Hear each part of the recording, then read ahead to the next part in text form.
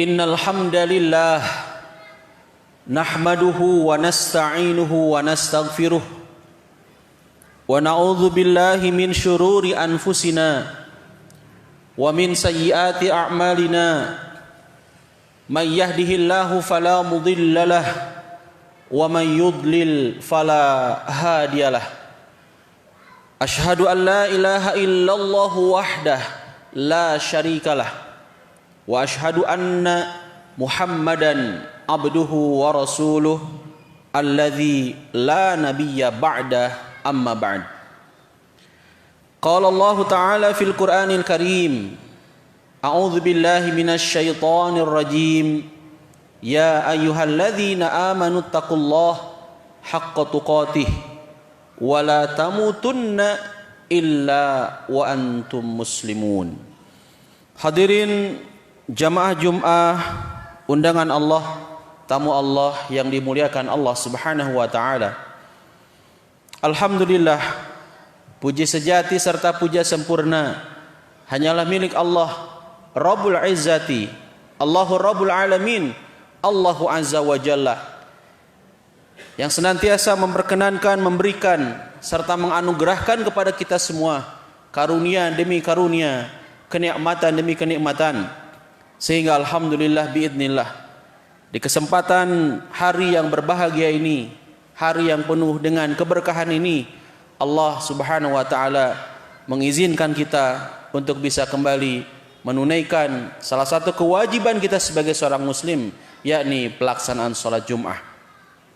Salawat dan salam senantiasa terlimpah curahkan kepada utusan Allah, kekasih Allah, penutup para nabi dan rasul, Nabi Muhammad sallallahu alaihi wasallam, juga kepada keluarga, sahabat dan kita sebagai umatnya. Hadirin jamaah Jumat rahimakumullah, sebagai manusia, apalagi kita sebagai seorang muslim, kita merupakan makhluk Allah yang sangat mulia dan terhormat.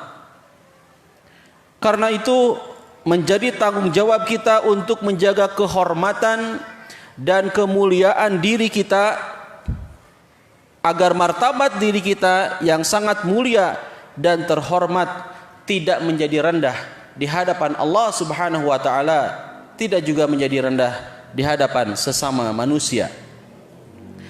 Namun yang sangat menyedihkan adalah banyak manusia yang martabatnya menjadi rendah, bahkan lebih rendah dari binatang ternak. Itu disebabkan mereka tidak memanfaatkan fasilitas yang sudah Allah Subhanahu wa taala berikan kepadanya, berupa hati, berupa mata penglihatan, juga berupa pendengaran. Allah sebutkan di dalam Al-Qur'an surat Al-A'raf ayat 179, A'udzu billahi minasy syaithanir rajim. Wa laqad dzara'na li jahannama katsiran minal jinni wal ins. Dan sungguh akan kami isi neraka jahanam itu banyak dari bangsa jin, kalangan jin dan manusia. Lahum qulubun la yafqahuna biha. Mereka memiliki hati, tetapi hati mereka tidak dipergunakan untuk memahami ayat-ayat Allah. Walahum a'yunun la yubsiruna biha. Mereka punya mata, tetapi matanya, penglihatannya tidak digunakan untuk melihat kebesaran tanda-tanda Allah. Walahum adhanun la yasma'una biha. Mereka punya mata, mereka punya telinga, tetapi tidak dipergunakan untuk mendengarkan ayat-ayat Allah. Ulaika kal an'am. Mereka itu seperti binatang, balhum adall, bahkan lebih sesat lagi. Ulaika humul ghafilun. Mereka itulah orang-orang yang lalai. Hadirin jamaah Jumat rahimakumullah, ada banyak bentuk yang harus kita lakukan dalam upaya menjaga kehormatan diri kita. Setidaknya ada 3 bentuk menjaga kehormatan diri kita. Yang pertama adalah menjaga kehormatan diri kita dari perbuatan zina. Kalau kita perhatikan, pada dasarnya agama kita, agama Islam, bukanlah agama yang melarang umatnya, yang melarang hambanya untuk menyalurkan, untuk melakukan hubungan seksual antara laki-laki dengan perempuan. Bahkan hubungan seksual dalam Islam itu bisa menjadi bernilai ibadah kalau dilakukan dengan cara yang sah lewat sebuah ikatan yang suci nan agung, mitsaqon ghalidho, yang bernama pernikahan. Bahkan Nabi kita menyampaikan dalam sabdanya seruan kepada para pemuda, ya ma'syarasy syabab, hai para pemuda, man istata'a minkumul ba'ah, barang siapa yang di antara kalian sudah diberikan kemampuan untuk menikah, falyatazawwaj, maka segeralah menikah. Kenapa menikah? Apa hikmah menikah? Fa innahu aghaddu lil basar, menikah itu mampu menjaga pandangan, wa ahsanu lil farji, dan menjaga kemaluan. Wa man lam yastati', dan barang siapa yang belum sanggup, belum mampu menikah, fa alaihi bisaum, maka hendaklah laksanakan saum. Wijaun, saum itu sebagai tameng, sebagai penghalang agar terhindar dari hal-hal yang tidak diinginkan. Hadirin jamaah Jumat rahimakumullah, pernikahan dalam Islam adalah sesuatu yang sangat dianjurkan oleh Islam. Kenapa demikian? Agar diri kita terjaga, kehormatan kita terjaga dari hal-hal yang tentu tidak kita inginkan. Bahkan Allah Subhanahu wa taala kemudian menyampaikan di dalam Al-Quran di surat Al-Isra ayat 32, larangan kita untuk mendekati zina. Mendekati zina hanya saja dilarang, apalagi melakukan perbuatan zina. Wala taqrabuz zina, dan jangan engkau mendekati perbuatan zina. Innahu fahisyah, innahu kana fahisyah. Zina itu sungguh perbuatan fahisyah, perbuatan yang sangat keji, wasa asabila, dan suatu jalan yang buruk.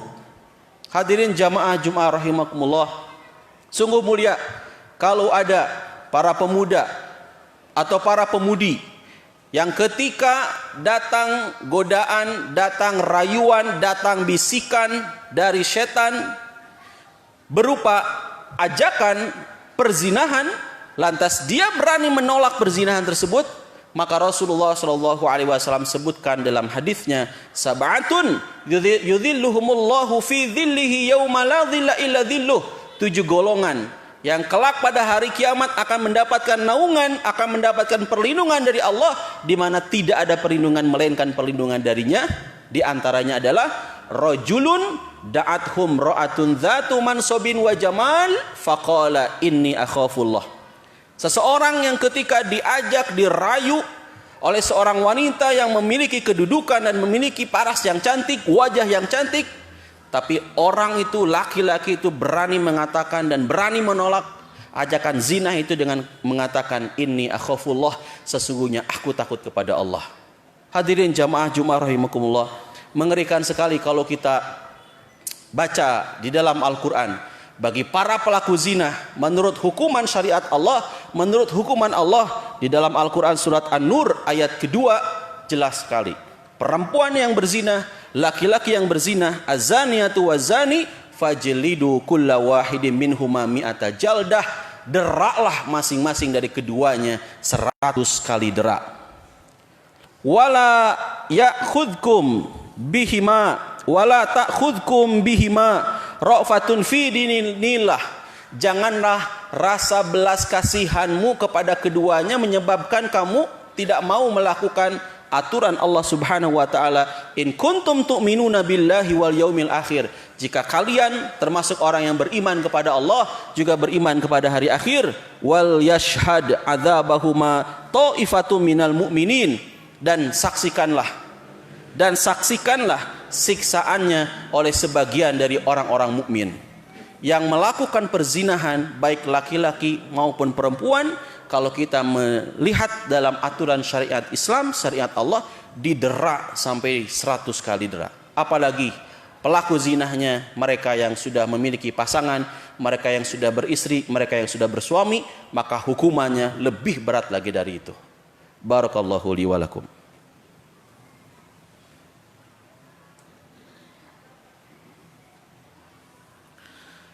Alhamdulillahirabbil alamin wa bihi nasta'inu ala umuri dunya waddin. Asyhadu an la ilaha illallah wahdah la syarikalah wa asyhadu anna Muhammadan abduhu wa rasuluh, amma ba'd. Hadirin jamaah Jumat rahimakumullah, di khutbah pertama khotib baru menyampaikan poin yang pertama, bagaimana kita bisa menjaga kehormatan diri kita, yaitu dengan menjauhi dari perbuatan zina. Poin yang kedua yang harus kita lakukan untuk menjaga kehormatan diri adalah menjaga diri dari persoalan harta. Islam tidak pernah melarang umatnya untuk mencari harta. Setiap orang membutuhkan harta, baik untuk sandang, pangan, papan, untuk keseharian dan lain sebagainya. Banyak orang yang kemudian menjadi mulia karena harta, ketika hartanya didapatkan dengan cara yang halal dan dikeluarkan dengan jalan yang halal. Tapi hati-hati, banyak pula orang yang menjadi rendah, menjadi turun martabatnya karena persoalan harta tersebut dicari dengan jalan-jalan yang tidak halal. Rasul Shallallahu Alaihi Wasallam bahkan lebih sangat menghormati, memuliakan kepada seseorang yang berjuang mencari nafkah, mencari harta meskipun sedikit, tapi dia lakukan dengan cara-cara yang halal dibandingkan dengan orang yang mengemis. Rasulullah Shallallahu Alaihi Wasallam sebutkan dalam hadis riwayat Bukhari dan Muslim, kata Rasulullah, seseorang yang membawa tambang lalu pergi mencari dan mengumpulkan kayu bakar, kemudian dibawanya ke pasar untuk dijual, lalu keuntungannya, uangnya digunakan untuk mencukupi kebutuhan, keperluan dan nafkah dirinya, maka itu lebih baik dari seseorang yang meminta-minta kepada orang-orang yang belum tentu diberikan, belum tentu dikasih, kadang diberi, kadang pula tidak diberi. Maka sungguh mulia bagi siapapun di antara kita yang ingin menjaga kehormatannya, jangan kemudian kita mengemis. Apapun profesinya, selama itu halal, selama itu sesuai dengan aturan Allah, maka lakukan. Meskipun mungkin keuntungannya tidak seberapa, tetapi orang akan kehormatannya terjaga, kemuliaannya terjaga ketika dia mau berusaha berikhtiar dengan semaksimal mungkin. Dan yang terakhir, hadirin yang Allah Subhanahu wa taala muliakan, agar kita menjaga kehormatan, selain menjaga kehormatan diri dari menjauhi perbuatan zina, kemudian yang kedua adalah menjaga kehormatan diri dari harta, dan terakhir yakni upaya menjaga kehormatan diri yaitu dengan menjaga amanah. Kalau ada orang yang menitipkan amanah kepada kita, berarti kita diberikan kepercayaan oleh orang tersebut. Maka tentu jangan kemudian khianati amanah tersebut. Orang-orang yang tidak amanah, Rasul menyebutkan termasuk kategori kriteria orang munafik. Ayatul munafiki thalathun. Ciri-ciri orang munafik itu ada 3. Idza haddatsa kadzaba, apabila berkata berdusta. Wa idza wa'ada akhlafa, apabila berjanji mengingkari. Wa idza tumina khana, dan apabila diamanahi dia berkhianat. Naudzubillah, ada pemimpin yang ketika diberikan amanah bukannya menyampaikan amanah itu dengan baik, tetapi mengkhianati demi keuntungan pribadi, keluarga, juga kelompoknya. Sebut saja Fir'aun laknatullah. Fir'aun laknatullah begitu sangat benci kepada Nabi Musa alaihissalam. Kenapa? Karena Nabi Musa tak henti menyampaikan, mengingatkan kepada Fir'aun agar menjadi pemimpin yang amanah. Betapa banyak juga kita lihat, kita bercermin dari sejarah, dari sirah. Ada orang-orang yang ketika diberikan amanah, amanahnya kemudian ditunaikan dengan baik, betapa mulia dan betapa terhormatnya dirinya di dunia juga kelak di akhirat. Mudah-mudahan khutbah Jumat yang singkat ini menjadi pelajaran bagi kita semua. Apabila manusia ingin tetap memiliki kehormatan diri yang tinggi, dia ataupun kita tentu harus berusaha dengan selalu berpegang teguh pada nilai-nilai yang datang dari Allah. Jika tidak, manusia akan rusak martabatnya, akan jatuh martabatnya, bahkan dapat lebih rendah dari binatang yang melata di muka bumi ini. Allahumma inna nas'aluka bi anna lakal hamda la ilaha illa anta al-ahadus samadul ladzi lam yalid wa lam yulad wa lam yakul lahu kufuwan ahad. Rabbana dzalamna anfusana wa illam taghfir lana wa tarhamna lanakunanna minal khasirin.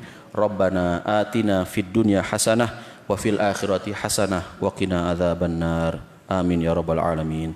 Aqulu qouli hadza wa astaghfirullah li wa lakum. Wassalamu alaikum warahmatullahi wabarakatuh.